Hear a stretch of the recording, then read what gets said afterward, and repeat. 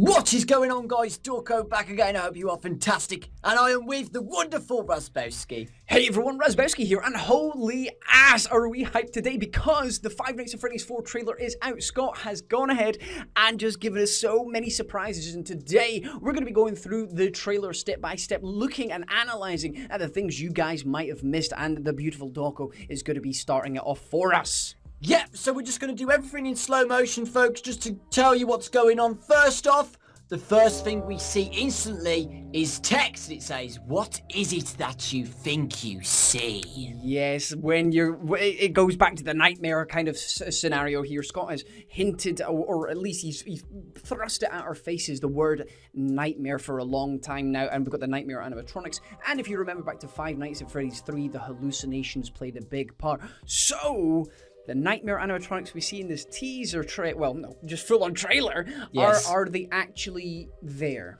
Yes. Are they actually there, or is this where we appear, judging by the point of view we're always looking up at something. It looks like we're some kind of child here. Yes, so child. That would go hand in hand with the sort of nightmare kind of thing. So are we seeing what we're actually seeing, which is really interesting. Okay. Next up, it's pretty simple. We've got a torch in our hand. This is going to be the mechanic for the game. We're going to be using a torch. Is it going to be similar to Five Nights at Freddy's 2 when we had the torch to deal with Foxy? Yeah, also as well with the corridor as well, folks, if you actually have to look at the details on what's around, you can see that the place is pretty old-styled, isn't it, Raz? We were talking about the ornaments and the style of the wallpaper and the lights and just the whole place. It just looks kind of old-styled to us. Old style, definitely. From the chest of drawers, the lampshade, the nipple lights on the ceiling. Everything, it seems to be 90s and before. That's the kind of styling. Yeah. Obviously, we can't get an actual date from the trailer, but we can estimate that is. But, I mean, it could be set after the 90s, but they've just not decorated the house for a long time. That's why we can't really say. We can't really say, and it kind of looks not run down, but it's not new, if you know what I mean. If you look at the top of the red wallpaper, it looks like there's like watermarks, a little bit of damp at the top of the room. Okay, next up, when the light flashes off and the light flashes back on, this is Scott teasing what's going to be coming next, and we've got the words coming up. What game do you think you are playing? This immediately screams at us, we are a child. We're a child that's in over their head. This, obviously kids play games, but this seems aggressive, doesn't it? Yeah, it's very aggressive to me. It's like, seems angry. If you think of it in an angry tone, it's like, what game do you think you are playing? It's like, seems like the child's done something wrong in a way to me. Yeah, definitely. And notice how the text is all in red as well. Yes. That is, I don't know, it's like an angry color. Obviously, it's a color of passion as well. I don't know, if it was yellow, it's slightly more calming. Green, again. Apart from purple, red's probably the worst color you could have in this trailer. Yeah. So next off again, we go back to the same corridor again. Scott's trying to get ready for something to be revealed because he's done this for a very long time actually. And when the lights turn off and back on, and then eventually we see something in the midst of the darkness just further on in the corridor. And who do we see? We see ourselves a Nightmare Bonnie. A wild Nightmare Bonnie has appeared right at the end of the hallway. Scott is teasing us. He's showing us how the gameplay is actually going to work in this. The defense or the primary thing, it's gone back to lights, which is really good. It's kind of gone back, and it's hearkening to Five Nights at Freddy's 1. That was our sort of defense. That's how we found out if they were at the door or not, was via the light. And it could be the torch again. Because you're a child, you can't turn, you can't, maybe you can't reach up for the actual lights, so you've got a torch instead. Yes, we was talking about this earlier as well. When you're a child as well, your parents always say to keep the monsters away, always put the lights on just to check, and nothing's going to be there. It seems very similar to how this is. If we're a child, using the light to get rid of the nightmares, simple as that. Yeah, definitely. And seeing how it's not a static image like Five Nights at Freddy's 1. It's more like Five Nights at Freddy's 3, how you saw Springtrap running, but it's a lot smoother now. Yes, smooth animations. It's a lot smoother. I hope this is how the actual game looks, but that's the first glimpse of an animatronic, and it looks frightening. Next up, when Bonnie disappears, is what have you brought home? Again, in that deep red color. What have you brought home? You've obviously been to one of these. Maybe you've been to one of the pizzerias. Maybe it's to do with the auction. We don't know yet, but you've brought something home, and it's not good. It's not good. It's like you bought a cursed item. Effectively, you've got a cursed item, something that's got history, and I can't wait to find out exactly what it is. I think it is Plush Trap, in my opinion. Yeah, I think that's what you. It's not like you're going to be lugging one of these Nightmare Bonnies home. Yeah, exactly. You can't steal that animatronic, but you can steal a small figurine. Or win it, or buy it, or something. Yeah, exactly. Moving on as well, we're going back to another room location. So as you can see, there's a door on the right, and then in the middle there's a cupboard or a closet, and on the left there's another door as well. And I think the corridor, what we saw on the left, is from the left door, and we'll see where Chica comes from and Foxy comes from later. But we want to get the details of the room, because there's lots of details to talk about. Yes, definitely. I think, again, we've got a low center of gravity. Our point of view is showing we're a kid. And this is a kid's bedroom. This seems to be the main location in it seems to be where you're holed up, your office, effectively. And what's a kid's office? Their bedroom, where they play and hang about. You've got the purple fan, so it's nice to see that Scott's added the fan in. Doesn't seem to be moving, but again, it's probably just a toy. You've got the purple robot. We're not sure if that signifies anything. Maybe the purple man, maybe not. You've got the phone on the floor. Again, it's hinting at this is a child's office. They play about with phones. And just generally, you've got your 3 points of attention, kind of like Five Nights at Freddy's 2, how you had the front door and you had the two vents at the side. This time you've got three effective doorways. Like you haven't got a television, or you haven't got a Game Boy, or you haven't got any. There's zero technology in there. Yeah, and obviously depending on the child's age, etc. But kids nowadays have phones and tablets and anything. There's no sign of technology in this room, like nowadays technology. Yeah. Then moving on, we go to close the doors, and who do we get a glimpse of? We get a glimpse of Nightmare Chica again, which is just a tiny glimpse as well. It's fantastic, and the way to avoid Nightmare Chica is to shut the bedroom door on yourself. It's also to do with the lights as well. Like I was speaking to you earlier, Raz, when when it looks like you flash the lights on the animatronics, they back away. Yes. So this is what Bonnie did as well. It looks like the right side of the door, so this is the right, Bonnie's the left. And Raz, if you think about it, that's the same as how Five Nights at Freddy's 1 took place. Bonnie was on the left door. Chica was on the right door. Perfect man, man. That is exactly the same, and it's going back to Five Nights at Freddy's 1 mechanics as well. This is what I loved. I was saying this. I was actually playing Five Nights at Freddy's 1 earlier on today, and I love the doors. I love the doors. So he's going back to the original idea, but changing it up slightly. So he's given us the doorways, and he's given us the lights, but in a different fashion. If you have a look at Chica, she is the nightmare version of her. She's got the nightmare cupcake in her hand. She's always had the cupcake in her hand. Again, it's the same. And if you have a look in the closest window to Chica, you can actually see her reflection as well. Which again shows that Scott's not just thinking about the models, he's thinking about the environment. He's thinking about details. Oh, another really good point me and Raz were talking about the windows as well, is that you can actually see outside again, and you can see the timer on the top right. 1 a.m. is going to be pretty dark. We was thinking when it gets close to 5 to 6 a.m., you start to see light coming into the house. That would be interesting. Imagine something was outside the windows. Oh, God. Because those windows can be used as well. So maybe these are nightmares. Exactly. Maybe we'll see something else. But moving on to the next thing, obviously we've got the door closed there, but we have got Plush Trap. Plush Trap, as soon as you turn that light on, he jumps back, he springs back into that seat. Now, we've been discussing this. This is obviously the teaser we got at the weekend. Well, it wasn't the weekend, it was last Thursday. It just feels like the weekend.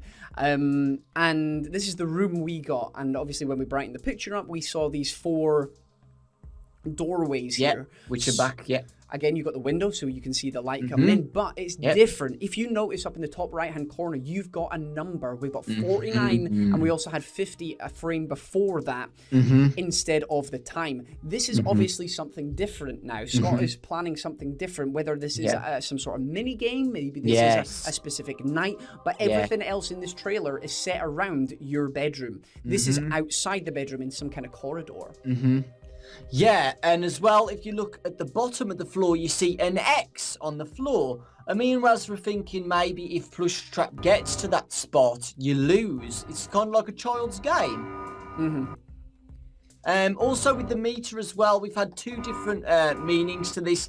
It's either the power of the flashlight, or it's a timer or something on how long you have to survive, because you don't see the clock 1 a.m. to 12 a.m. to 6 a.m. But I had another thing as well. Again, I'm going to point out the windows again, Raz. Maybe we're not going to get a timer, and we're going to have to rely on the lighting of the windows somehow. So, again, it may be when it turns around 6 a.m., it starts to get light outside, just to show that it's morning and we've beat the night, because you can't see a timer there. Like, no. Maybe, and obviously the timer's going down as well, so it started at 50 and then goes to 49. So we were thinking, obviously you're a kid here, so I don't know if you guys have played it. You probably have. It's called a game called Grandmother's Footsteps. It's called different things. What's the time, Mr. Wolf? It's got different names, but basically when the person, in this case us, when we turn our back, Plush Trap has to come towards us, and obviously we have to survive somehow. I don't know how this is going to work but this looks like a kid's game, because as soon as we looked at Plush Trap here, he went back to where he originated from. He Went exactly. back, and the timer went down. So it looks like we've got to go from one, basically we've got to survive to 0 or 1 or whatever it is. Next up, we have got check the closet. We've got to check the closet here, and as soon as we check the closet, there is a familiar, beautiful face right inside this closet. Oh God, terrifying. I think this was the most scariest point for me on the trailer.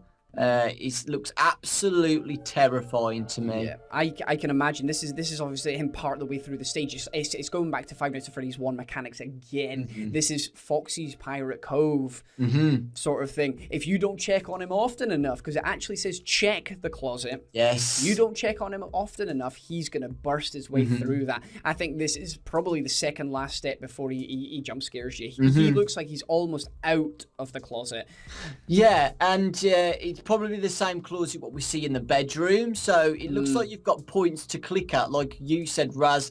You click on the left door, you look through the corridor. Click on the right door, you look through the right corridor, and then if you click the closet, you probably go close to the closet just to check to see if Foxy's there, or something like that. Definitely. He looks very real though for something that's allegedly a nightmare, but kids' imaginations are quite vivid. Very, very, very. One thing you will notice though is the tongue isn't there. Yes, the tongue, and Raz had a really good theory on this, is that maybe the tongue pops out during the jump scare. I think that's right. I think it's going to come out in the jump scare, because he's going to do something different with it. But look at how his mouth's already open. Oh, it's terrifying. Ready. Absolutely terrifying. Right. Next up, again, we get another text, and it says, "Watch your back." Now, this is probably the most interesting thing for me, is that we're at another point in the room again. It looks like me and Raz were saying that it might possibly be a 360 room. If you've ever played the Return to Freddy's, he's done that before, where it's a complete 360 instead of 180-degree turns. Which again would make a really good concept, or it could be again a different night tactic possibly. Do you want to talk about the freddles? Yes, definitely. Obviously, we've got the 3 freddles here, and as soon as you turn around to have a look at them, they go again. They move. You got the one on the left shifts away, presumably under the bed. Very fast. Very fast. The second one does exactly the same. It jumps off the side and under the bed. And the third one. Now, it took us a long time for us to see this, but if you have a look behind the third one, there looks like there is a Freddy plushie behind it. Yes. So possibly the child's got some more. This could be again another merchandise from the Freddy Fazbear's Pizza again. Yep, and again to do with the timeline and stuff. Look at the bed covers. They're not modern. Yeah, they're not modern. Very old. Yeah.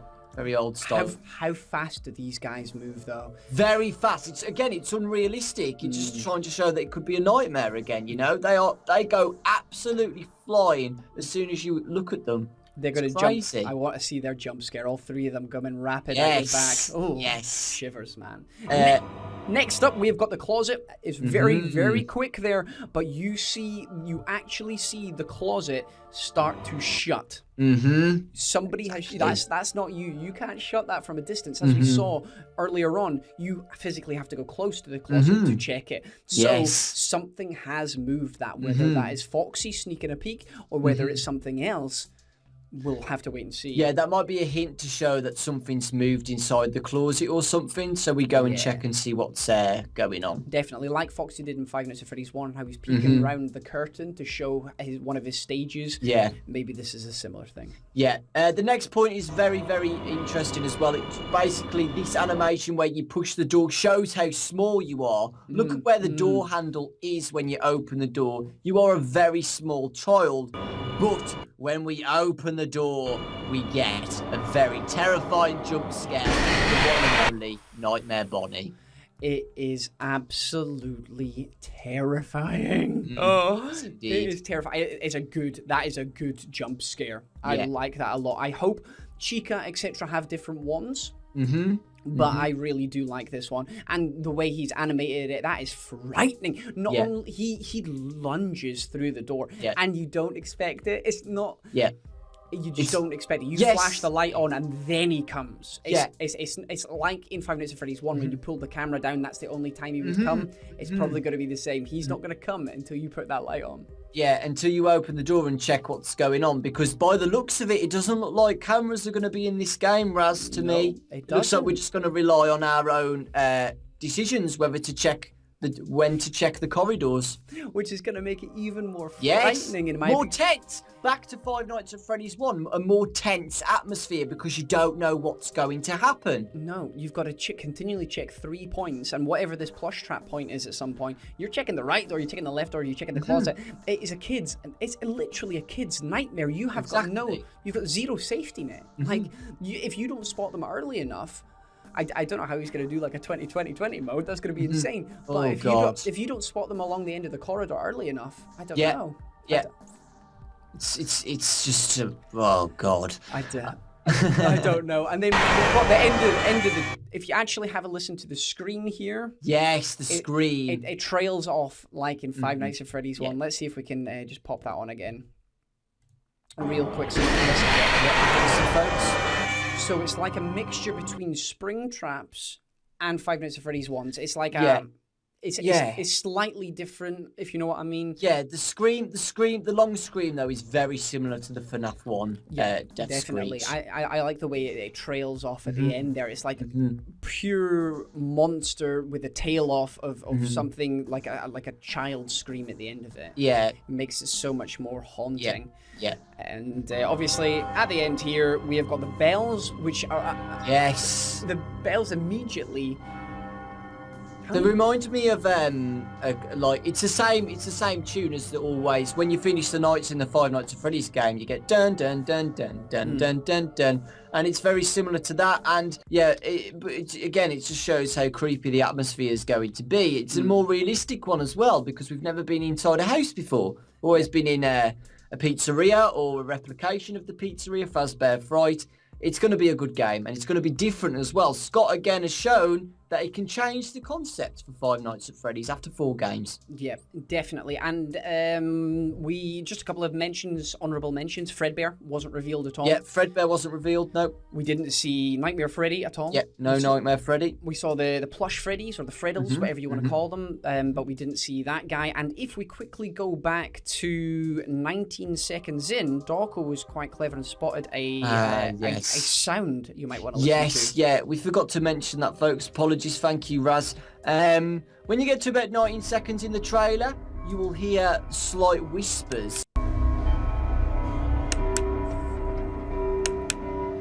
Basically, what me and Raz thought is that these are the whispers of a child. Now, obviously, it can't be us because, we're not going to just whisper like very scary like that. We think it's like the children's spirits or something like that. Like, this place is haunted, you know? Yep, it is. It's haunted, and it's I don't know, it's part of a nightmare as well. I mean, yeah.